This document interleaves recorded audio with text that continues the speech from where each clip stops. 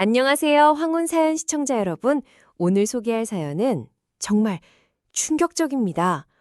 68세 시어머니가 며느리를 위해 30년 살던 집을 팔아서 2억 원을 갚아줬는데 결혼 후 며느리가 완전히 다른 사람이 되어버렸다는 이야기입니다. 하지만 이 시어머니 그냥 당하고만 있진 않았습니다. 딱 한 장의 종이 때문에 상황이 완전히 뒤바뀌게 되는데요. 과연 무슨 일이 일어났을까요? 사연 듣기 전에 구독과 좋아요 꾹 눌러주시고요. 끝까지 들으시면 정말 속이 시원하실 거예요. 저는 68세 시어머니입니다. 평생 성실하게 살아온 평범한 주부였어요. 남편이 일찍 돌아가시고 혼자서 아들 하나 키우느라 정말 고생 많이 했거든요. 새벽 5시에 일어나서 파출부일을 하고 오후에는 청소일을 하고 저녁에는 야간 편의점에서 일하면서 아들 대학까지 보냈어요. 하루에 4시간밖에 못 자면서 20년을 그렇게 살았어요. 그렇게 고생해서 마련한 게 서울 끝자락에 있는 3억짜리 아파트 한 채였죠. 정말 피와 땀으로 일궈낸 제 인생의 전부였어요. 아들한테 물려주려고 아껴가면서 관리하고 있었거든요. 30년 동안 한 번도 이사 생각 안 하고 그 집에서만 살았어요. 아들이 30대 중반이 되면서 결혼 얘기가 나오기 시작했어요. 여자친구를 데려왔는데 첫인상이 참 괜찮았어요. 키 크고 예쁘고 말도 잘하고 옷도 화려하게 입고 왔어요. 명품 가방에 비싼 옷 입고 오니까 집안이 좋은 줄 알았어요. 무엇보다 저한테 어머님 정말 젊어 보이세요. 40대 같아요. 어머님 손맛이 최고예요. 레스토랑보다 맛있어요. 어머님 피부가 정말 좋으세요. 이런 식으로 칭찬을 쏟아부었어요. 솔직히 마음에 쏙 들었거든요. 나이 들어서 칭찬받을 일이 없었는데 며느리가 그렇게 해주니까 기분이 좋았어요. 며느리가 어머님, 저는 부모님이 일찍 돌아가셔서 어머님이 제 친어머니나 다름없어요. 정말 의지하고 싶어요. 하면서 애교까지 부렸어요. 그때는 정말 좋은 며느리를 만났다고 생각했어요. 그런데 결혼 준비를 하면서 며느리가 저희 집에 찾아와서 울면서 이야기하는 거예요. 어머님, 실은 제가 빚이 좀 있어요. 대학 다닐 때 생활비 때문에 대출받은 거부터 시작해서 신용카드 빚, 할부빚까지 합치면 2억 정도 돼요. 어떡하죠? 하면서 눈물을 뚝뚝 흘렸어요. 제가 명품 좋아하고 여행 좋아해서 카드를 너무 많이 썼어요. 이자만 해도 한 달에 200만 원씩 나가요. 정말 죽고 싶어요. 하면서 울고불고 했어요. 2억이라는 돈이 저한테는 상상도 할 수 없는 큰 돈이었거든요. 아들도 그 얘기를 듣고 나서 저한테 와서 엄마, 우리가 도와줘야 하지 않을까요? 사랑하는 사람을 그냥 내버려 둘 수는 없어요. 결혼하기 전에 깨끗하게 정리하고 시작하는 게 좋을 것 같아요. 했어요. 처음엔 거절했어요. 2억이라는 게 제게는 너무 큰 돈이었거든요.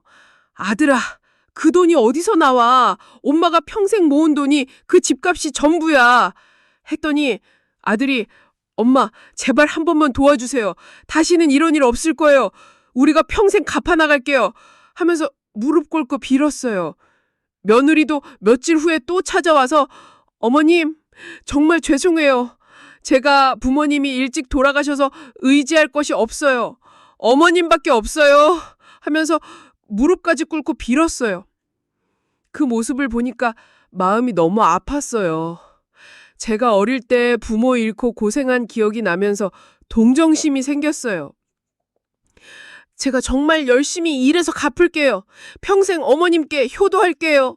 제발 도와주세요. 어머님이 제 마지막 희망이에요. 하면서 계속 울고 있으니까 차마 외면할 수가 없었어요. 아들도 엄마, 제발 한 번만 도와주세요. 우리가 평생 갚아나갈게요. 엄마를 절대 실망시키지 않을게요. 하면서 같이 빌었어요.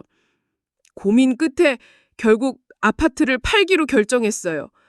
30년 넘게 살던 추억이 가득한 집이었지만 며느리를 위해서라면 할 수 있다고 생각했거든요. 부동산에 내놓으니 금세 3억에 팔렸어요. 그 돈으로 며느리 빚 2억을 한 번에 갚아주고 나머지 1억으로 작은 전셋집으로 이사했어요. 며느리가 정말 고마워했어요. 어머님, 이 은혜 평생 잊지 않겠어요. 정말 제 친어머니보다 더 잘해주시는 것 같아요. 결혼하면 효도 열심히 할게요. 매주 찾아뵐게요. 어머님 생신 때마다 여행 보내드릴게요. 하면서 제 손을 붙잡고 눈물을 흘렸어요. 아들도 엄마 정말 고마워요. 우리가 평생 효도할게요. 엄마 노후는 우리가 책임질게요. 요양원 같은데 절대 안 보내고 우리가 직접 모실게요. 하면서 약속했어요. 그때만 해도 정말 좋은 선택을 했다고 생각했어요. 빚을 다 갚고 나니까 며느리가 정말 밝아졌어요. 어머님 덕분에 새 출발할 수 있어요. 이제 신용등급도 올라가고 대출도 받을 수 있어요. 하면서 활짝 웃었어요. 결혼식 준비도 열심히 했어요. 저는 이미 집까지 팔아서 도움을 많이 못 줬는데 며느리가 어머님은 이미 충분히 도와주셨어요. 나머지는 저희가 알아서 할게요. 하면서 이해해 줬어요. 결혼식도 아름답게 치렀고 저도 정말 행복했어요. 하객들이 시어머님 정말 좋은 며느리 만나셨네요. 며느리가 시어머님을 정말 따르는 것 같아요. 이런 말을 해주니까 뿌듯했어요. 그런데 문제는 결혼식이 끝나고 나서부터였어요. 신혼여행 다녀온 며느리한테 안부 전화를 했는데 어머님, 지금 바빠서 나중에 연락 드릴게요. 하면서 5초 만에 전화를 끊었어요.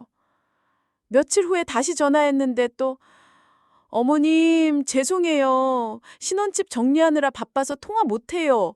하는 거예요. 이상하다 싶어서 아들한테 전화했더니 엄마, 우리 아직 신혼이니까 좀 이해해 주세요. 와이프가 환경 바뀌어서 적응하느라 힘들어해요. 나중에 인사드리러 갈게요. 했어요. 그래도 처음엔 이해하려고 했어요. 신혼부부니까 둘만의 시간이 필요할 수도 있겠다 싶어서요. 한 달이 지나도 연락이 없어서 제가 먼저 며느리한테 문자를 보냈어요. 딸아, 어떻게 지내니? 신혼집은 구경시켜 줄 거야? 집들이는 언제 할 거야? 그랬더니 몇 시간 후에 어머님, 요즘 집 정리하느라 바빠서요. 좀 더 정리되면 연락 드릴게요. 양해 부탁드려요. 하는 답장이 왔어요. 2달, 3달이 지나도 소식이 없었어요. 명절이 다가오니까 걱정이 되었어요. 딸아, 추석 차례는 어디서 지낼 거니? 우리 집에서 할까? 물어봤더니 어머님, 저희는 따로 지내려고 해요. 아직 집이 정리가 안 돼서 모시기가 어려워요. 내년부터는 꼭 함께 할게요. 하는 거예요. 그때부터 뭔가 이상하다는 생각이 들기 시작했어요. 빚 갚아달라고 할 때는 그렇게 애써가면서 찾아왔던 며느리가 돈을 받고 나니까 완전히 사람이 바뀐 것 같았어요.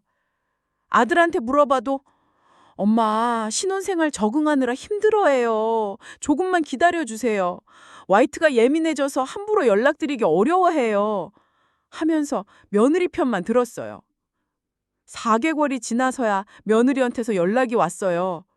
그런데 전화 내용이 가관이었어요. 어머님, 저희가 아이를 가졌어요. 그런데 집이 너무 좁아서 더 큰 집으로 이사를 가려고 하는데 전세금이 부족해요. 5천만 원만 빌려주실 수 있을까요? 나중에 꼭 갚을게요.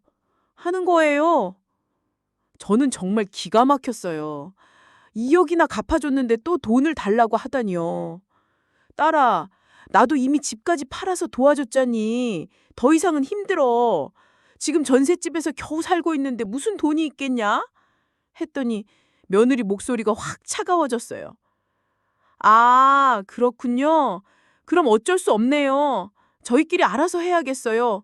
어머님도 형편이 어려우시니까 이해해요. 하면서 정말 건조하게 말하고 전화를 끊었어요. 그 말투가 정말 차가웠어요. 그 이후로는 아예 연락이 안 됐어요. 제가 전화해도 받지 않고 문자 보내도 답장이 없었어요. 아들한테 뭐라고 하냐고 물어봤더니 엄마가 자꾸 돈 얘기를 해서 와이프가 스트레스 받는데요. 좀 그만해주세요. 와이프가 임신 중인데 스트레스 받으면 안 좋아요. 했어요. 내가 언제 돈 달라고 했냐? 오히려 돈 달라고 한 건 며느리잖아. 했더니 엄마는 그런 식으로 말하니까 와이프가 부담스러워하는 거예요. 하면서 아들도 며느리 편만 들었어요. 정말 배신감이 들었어요.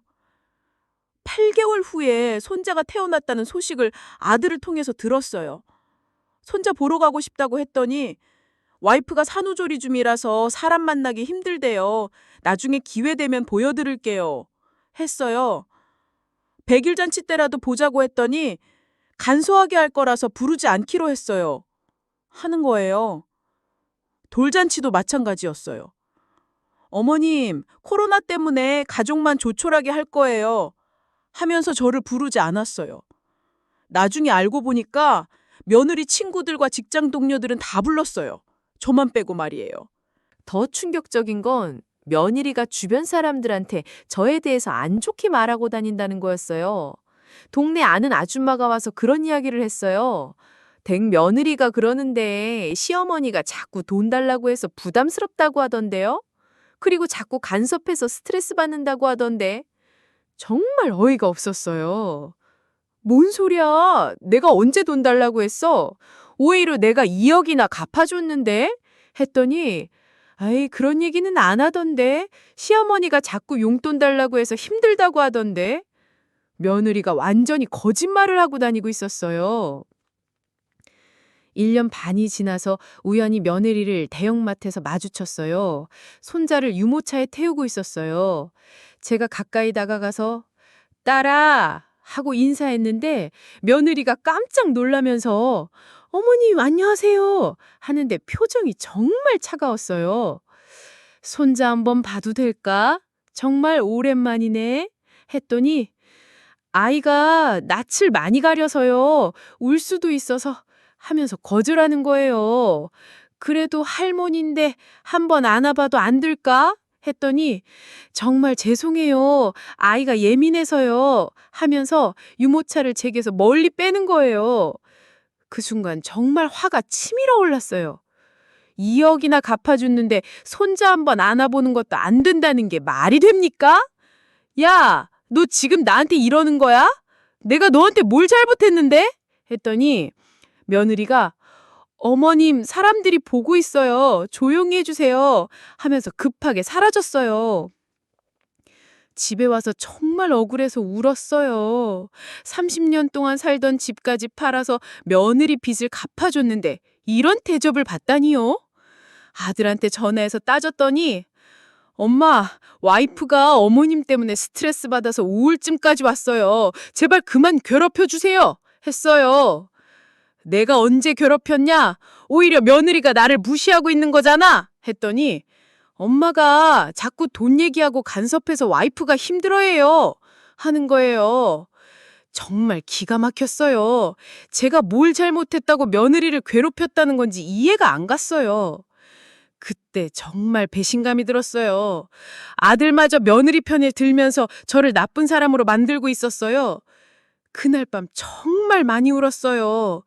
이런 배신감이 어딨나 싶었어요. 며칠 후에 동네 법무사 사무실을 찾아갔어요. 뭔가 방법이 있을까 싶어서요. 법무사가 상황을 듣더니 혹시 돈을 빌려줄 때 차용증을 받으셨나요? 했어요. 그때 생각해 보니까 며느리 빚을 갚아줄 때 제가 조심성이 많아서 차용증을 받아뒀던 거예요. 며느리가 어머님, 형식적으로라도 써드릴게요. 그래야 어머님도 마음이 놓이시죠. 하면서 직접 써줬었거든요. 그때는 정말 형식적인 줄 알았는데 나중에 생각해보니까 다행이었어요. 집에 와서 찾아보니까 정말 있었어요. 며느리가 직접 쓰고 서명한 차용증이요. 김땡땡은 시어머니 박땡땡으로부터 금 2억 원을 빌립니다. 추후 성실히 갚겠습니다. 2023년 3월 15일 김땡땡 서명 이렇게 적혀 있고 지문까지 찍혀 있었어요. 법무사한테 가져가니까 이거면 충분히 소송 가능합니다. 게다가 이자까지 받을 수 있어요.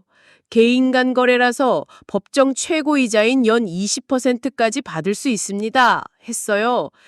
그동안 2년이 지났으니까 이자까지 하면 2억 8천만 원이었어요. 먼저 내용 증명부터 보내보시죠. 그래도 안 되면 소송 들어가고요. 했어요. 법무사가 내용 증명을 작성해 줬어요.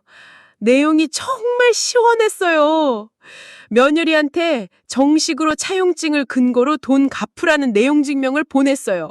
금액은 원금 2억에 2년치 이자까지 해서 2억 8천만 원이었어요. 며느리가 받고 나서 30분도 안 돼서 전화가 왔어요. 어머님, 이게 뭐예요? 그때 그냥 도와주신 거 아니에요? 왜 갑자기 이런 걸 보내세요? 하면서 당황했어요. 아니야, 차용증도 있고 증인도 있어. 네가 직접 빌린다고 써놨잖아. 갚으라고 했더니 어머님, 그건 형식적으로 쓴 거예요. 설마 정말 갚으라고 하실 건 아니잖아요.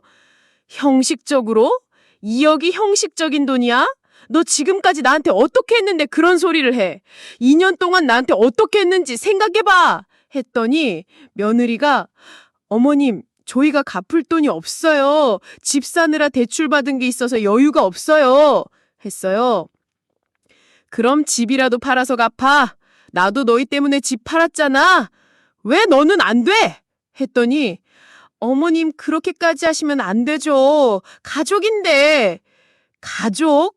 너 2년 동안 나를 가족으로 봤어? 손자도 못 보게 하고 연락도 안 받으면서 며느리가 울면서 어머님 제발 용서해 주세요. 제가 잘못했어요. 그런데 정말 갚을 돈이 없어요. 용서? 너 2년 동안 나한테 어떻게 했는데? 주변 사람들한테 내가 돈 달라고 했다고 거짓말하고 다녔지. 이제 와서 용서해 달라고? 했더니 며느리가 할 말이 없었어요. 아들도 급하게 전화를 했어요. 엄마, 제발 한 번만 봐주세요. 저희가 집까지 팔아야 해요. 아이도 있는데 어떡해요? 했어요. 너도 마찬가지야. 2년 동안 엄마를 뭘로 봤는데 이제 와서 그런 소리를 해.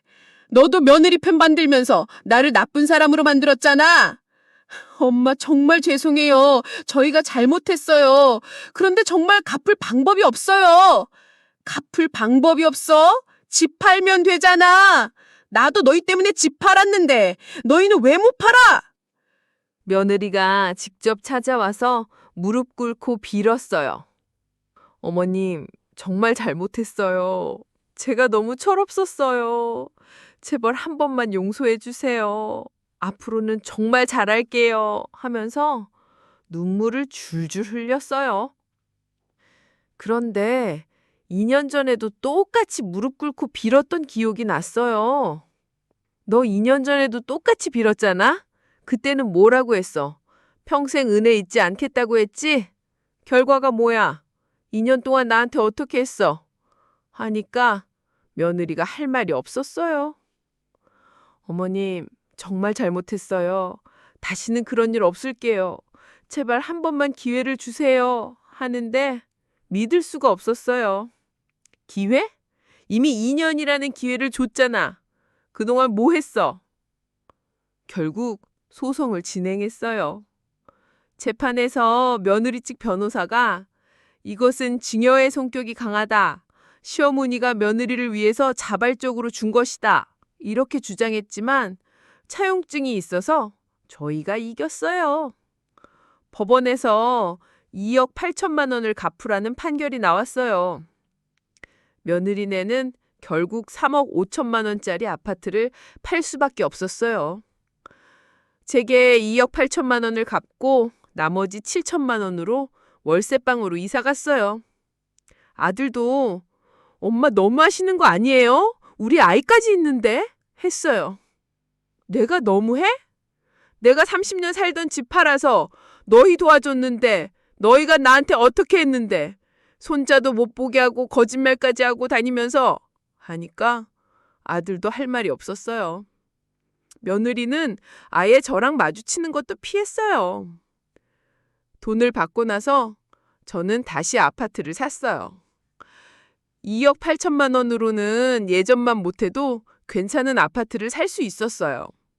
며느리가 준 돈으로 집을 산 거죠. 정말 시원했어요. 며느리네가 월세방으로 이사간 후에 더욱 재미있는 일이 생겼어요. 며느리가 명품 가방들을 중고시장에 내다 팔기 시작했어요. 생활비가 부족해서 그런 것 같았어요. 전에는 명품만 들고 다니던 며느리가 이제는 마트 봉지를 들고 다녔어요. 아들도 야근을 많이 하기 시작했어요. 생활비 보려고 그런 것 같았어요. 예전에는 여유롭게 살던 사람들이 갑자기 쪼들리게 사는 모습을 보니까 정말 속이 시원했어요. 그렇게 1년이 지났을 때 며느리가 또 찾아왔어요. 이번엔 정말 달라 보였어요. 예전처럼 화려한 옷이 아니라 평범한 옷을 입고 왔어요.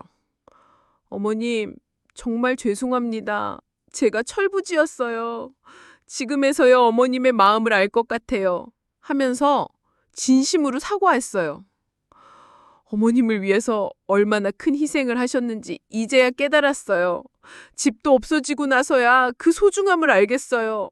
어머님한테 정말 큰 죄를 지었어요. 하면서 눈물을 흘렸어요.